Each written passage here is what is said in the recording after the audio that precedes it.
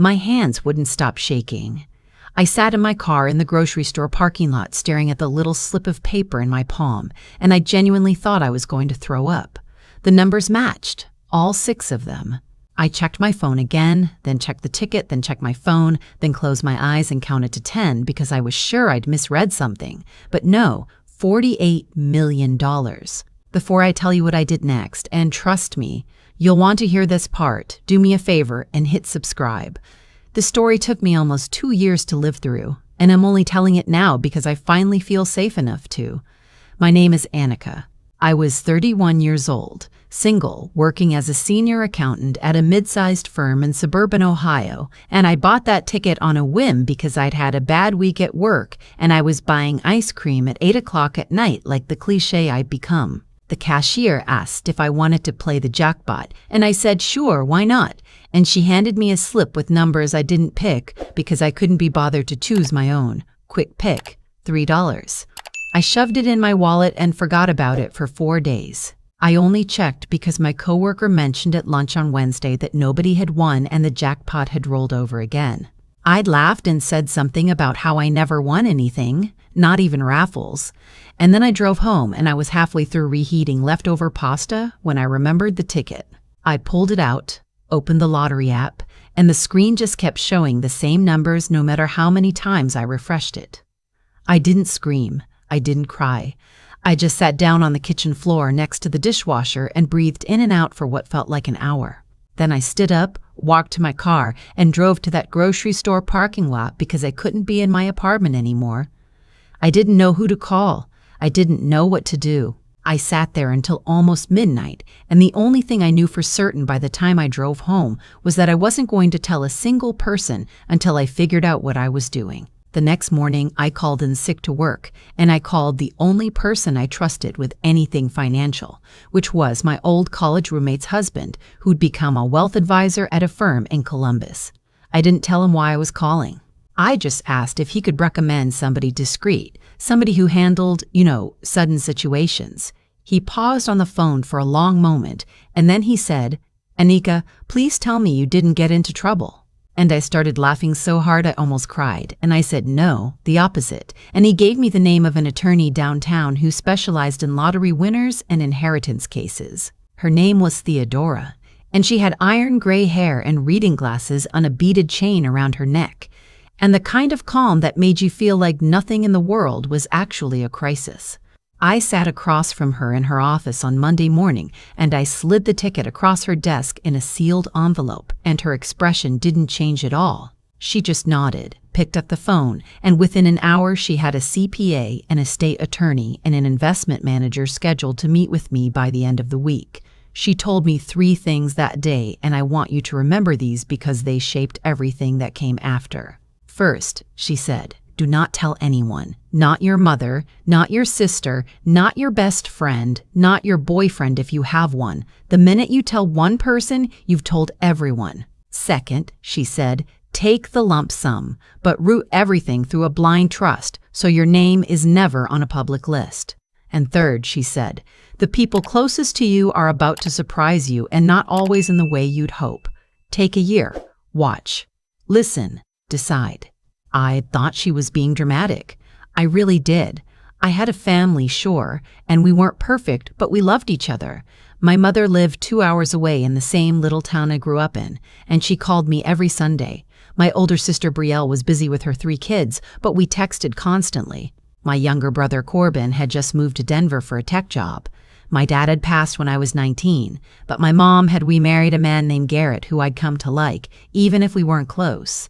And then there was my Aunt Pernille, my mom's older sister, who practically raised me during the years after my dad died, when my mom was barely functional. Aunt Pernille lived in a small house outside Akron and worked at a public library and drove a 2003 Subaru that sounded like a coffee grinder when she started it up. That was my circle. That was who I had. And when Theodora told me to watch them, I genuinely thought, well, this'll be the easiest test in the world because I already knew who they were. 3 months after the win, after everything was set up and the money was safely tucked away in places I could barely pronounce, I started what I started thinking of as the experiment. I didn't plan it the way it sounds when I describe it now. It happened in pieces. The first piece happened by accident. I was at my mother's house for Easter, and we were doing dishes after dinner, and I mentioned offhand that work had been stressful. I didn't say anything specific. I just said I was worried about layoffs, that some senior people had been let go, and that I might need to tighten my belt. My mother's face went tight, and she said, "Well, you know your stepfather and I just put a deposit down on the cruise, so we're a little stretched, but I'm sure you'll figure something out. You always do." And then she handed me a casserole dish to dry and changed the subject to her neighbor's daughter's wedding. I dried that dish for a long time. I think I dried it for about 2 minutes after it was already dry. I just stood there with the towel in my hand, replaying what she'd just said. I hadn't asked her for anything. I'd just mentioned worry. And her first reflex was to tell me she couldn't help me before I'd even asked. That night driving home, I felt something cold settle in my chest. And I thought about what Theodora had said. The people closest to you. Take a year, watch. So I did. 2 weeks later, I texted my sister Brielle. I told her my car had broken down, which was true. The timing belt actually had gone, and I was looking at a pretty big repair bill, and I asked if I could borrow $2,000 until my next paycheck. I told her I'd pay her back with interest. She wrote back almost immediately, and I felt this rush of relief because of course Brielle would help me. Brielle was my sister. Her message said, "Oh no, that's awful.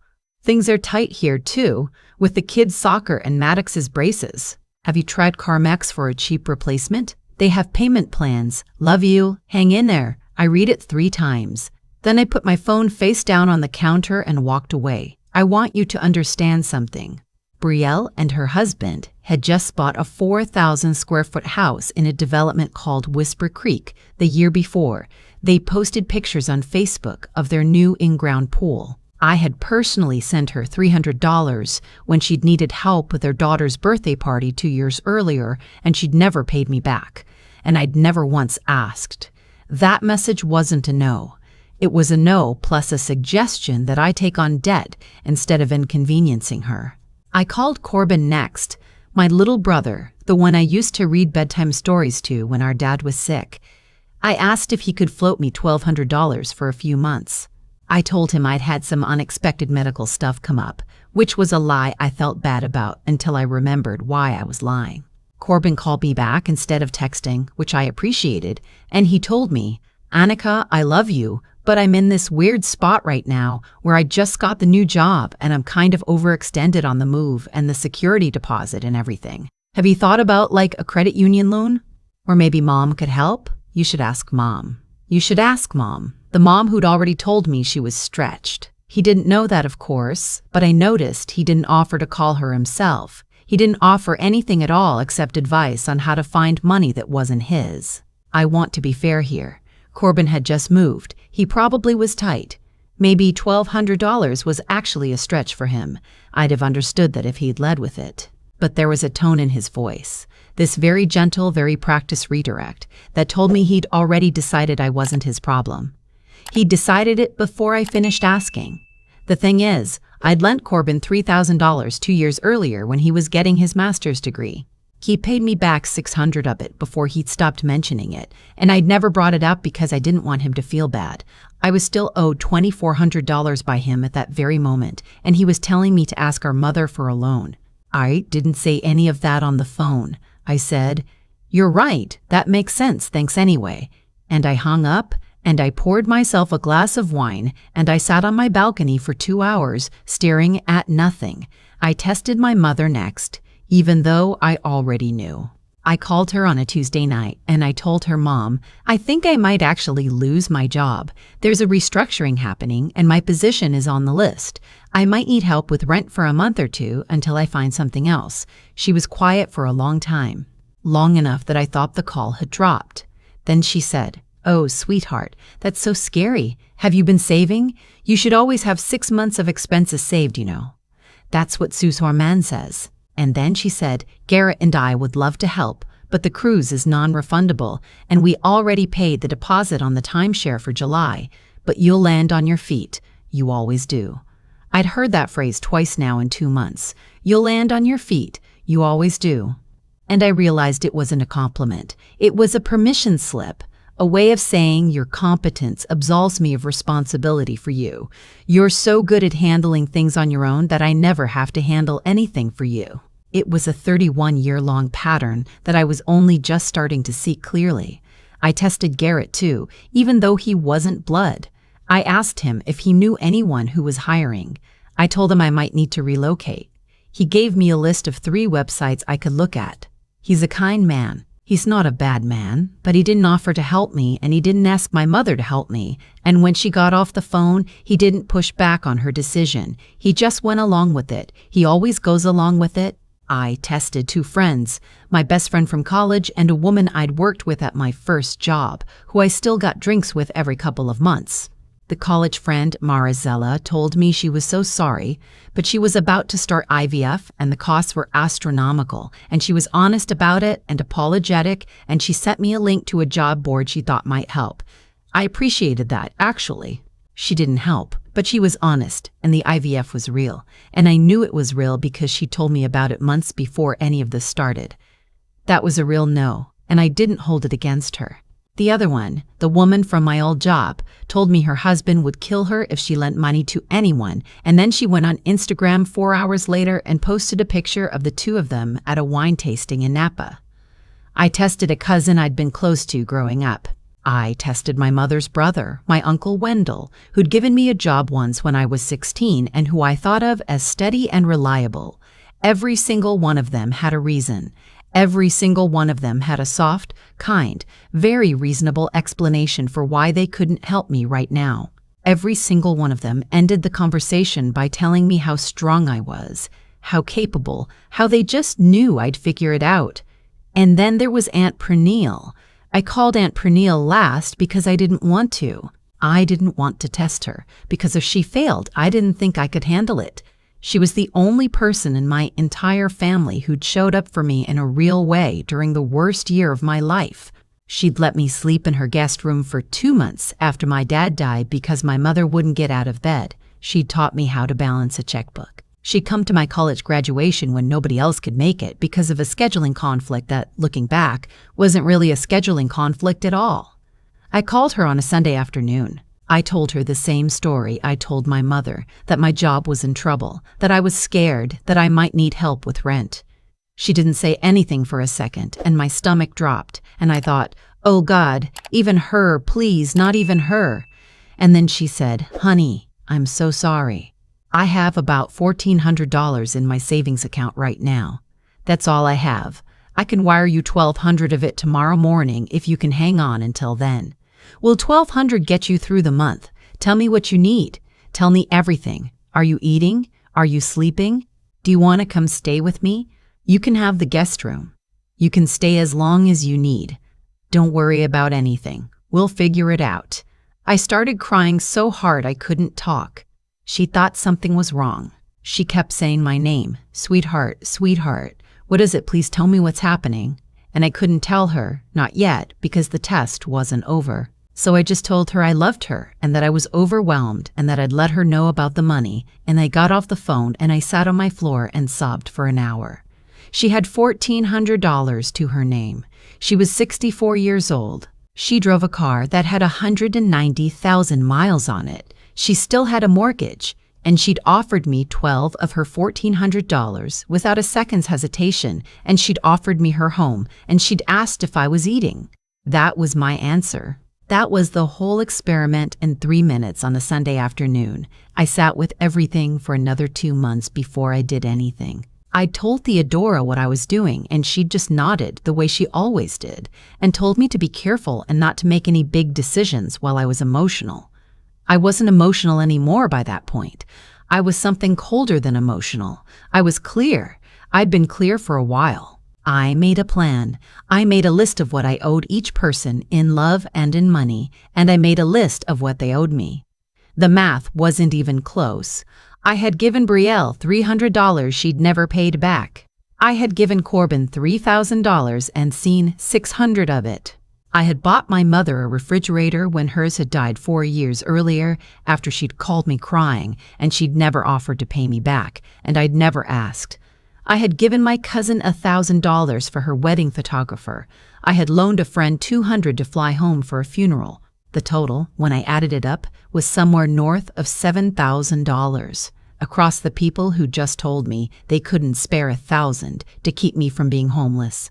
And Aunt Pernille had never asked me for a cent in my entire life. What I did next is the part of the story people get angry about, and I want to explain it carefully so you understand my reasoning. I invited the whole family to a dinner. I rented out a private room at a restaurant in Columbus, a nice one, the kind of place my mother would have made a comment about being too fancy. I told them I had something important to tell them, and I needed them all there. Brahel came with her husband. Corbin flew in from Denver. My mother and Garrett drove down.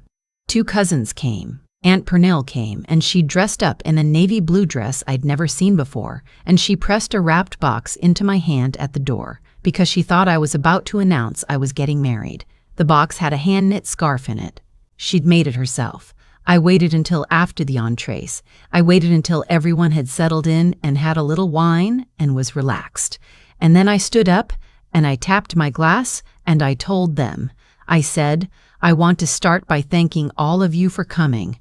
I have something to share with you, and I want you to hear it from me, and I want all of you to hear it at the same time so there's no confusion later about what was said. I said, 18 months ago, I won the lottery, the full jackpot. After taxes, the amount in my accounts is around $28 million. The silence was so loud I could hear the ice maker in the kitchen behind the wall. My mother went white. Brielle's mouth actually fell open. Corbin made a sound that wasn't quite a word. Garrett set his fork down very carefully. And Aunt Pernille just looked at me, confused, the way you look at someone who switched languages mid-sentence. I said, I didn't tell any of you because my attorney advised me not to. She told me to take a year and watch how the people in my life behaved when they thought I had nothing. She told me money reveals character, but doesn't change it. So I tested all of you. Every single one of you. I called you and asked for help, and I told you I might lose my job, and I told you I needed to borrow money I never actually needed. My mother started to speak and I held up my hand. I'm not finished, I said. I said every single one of you, except for one person at this table, told me no. Not just no, you told me no while sitting in houses I'd visited that were paid for, while planning vacations, while wearing watches and shoes and driving cars worth more than what I asked for. You told me to figure it out. You told me I was strong. You told me how proud you were of how independent I'd become, while making sure I stayed independent because it was convenient for you. My sister tried to interrupt and I kept going. I said, Brielle, I called you in tears about my car, and you told me to look at CarMax. You just bought a swimming pool. Mom, I told you I might be homeless, and you told me about your cruise. Corbin, you owe me $2,400 from grad school. You told me to ask Mom for help. I went down the line. I named every conversation. I quoted things back word for word because I'd written them down right after they'd happened, because Theodora had told me to keep records. And then I turned to Aunt Pernille. I said, Aunt Pernille, when I called you, you had $1,400 in your savings account. You offered me 12 of it.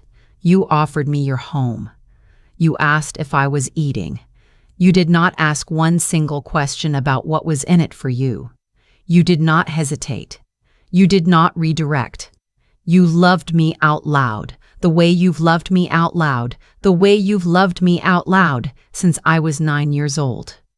She was crying, quietly the way she does. Hand over her mouth, I said, here's what's going to happen. I have already paid off Aunt Pernille's mortgage. The paperwork was finalized last Tuesday. I have set up a trust that will pay her a salary equivalent to what she makes at the library for the rest of her life so she can retire whenever she wants. I have purchased a new car for her, which is sitting in my driveway right now, waiting for her to drive it home tonight. I have set aside funds for her medical care, her travel, anything she wants. She didn't ask me for any of this. She doesn't know about any of this. She's finding out right now with you. Aunt Pernille made a sound I'm not going to forget for the rest of my life. I went over and hugged her, and she said into my shoulder, Oh, sweetheart, I would have given you the rest of the $1,400. I would have, I would have, And I told her I knew. I knew. That's why. Then I sat back down and I looked at the rest of them. I said, the rest of you are going to receive nothing. Not now, not ever. I don't owe any of you an inheritance. I don't owe any of you another loan. I have spent my entire adult life paying for things I never got thanked for and lending money I never got back, and I'm done. I'm not angry. I'm not asking for apologies. I'm just telling you that the relationship we had was a one-way relationship, and now it's over. You can still be in my life. You can call me. We can have holidays. But there will be no money. There will never be money.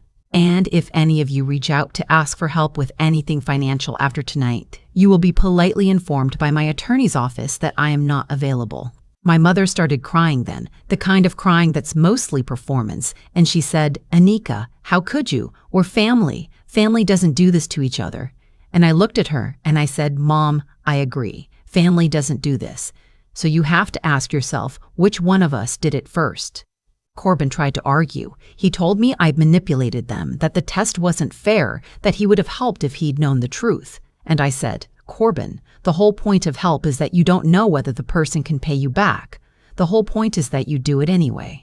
If you'd only have helped me because I was rich, then you weren't helping me. You were investing in me. There's a difference. Brielle just sat there. She didn't say anything at all. I think part of her, the part that used to be the older sister who held my hand crossing the street when I was 4, knew exactly what had happened.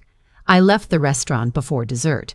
Aunt Pernille came with me. She drove her new car home that night, a little Honda CR-V in dark blue, and she cried half the way back to Akron, and she kept reaching over and touching my arm like she was checking I was real. The aftermath was ugly for a few weeks.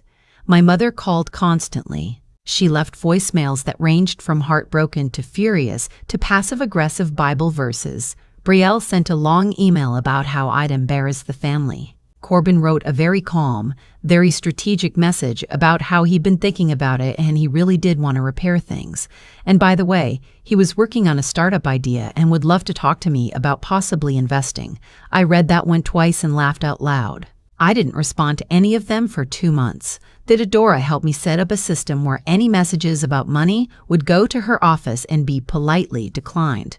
I changed my phone number. I told them all the new one. I told them they could text me about non-financial things and I would respond when I had the time and energy. Most of them eventually went quiet. My mother still calls on Sundays. We talk about her garden. We don't talk about the dinner. I think she's hoping if she waits long enough I'll forget, or change my mind, or feel guilty enough to give her something. I won't. Brielle and I are not in contact at all. She told one of our cousins that I'd ruined the family, and the cousin told another cousin, and it got back to me and I just shrugged. Family wasn't ruined. Family was clarified. Corbin tried again about a year later with a different startup pitch. I didn't respond. He sent a Christmas card last year addressed to me and Aunt Pernille with a photo of him and his fiancée. I didn't send one back. Aunt Pernille retired 6 months after that dinner. She didn't quit immediately because she said she needed to use up her vacation days first, and she wanted to train her replacement properly, which is exactly the kind of person she is. She moved into a small house on a lake in northern Michigan that I helped her find. Her grandniece, my cousin's daughter, comes to visit her every summer. I drive up almost every weekend. I bought myself a small house. I didn't go big. I didn't want to. I drive a 4-year-old Subaru. I still work, actually, just a different job, one I like. I do part-time consulting and I volunteer with the financial literacy program at a community center, where they teach single mothers how to manage money, because I keep thinking about how much my mom needed something like that and never had it, and how different things might have been if she had. The money is mostly invested. It's growing. I'll probably never spend most of it.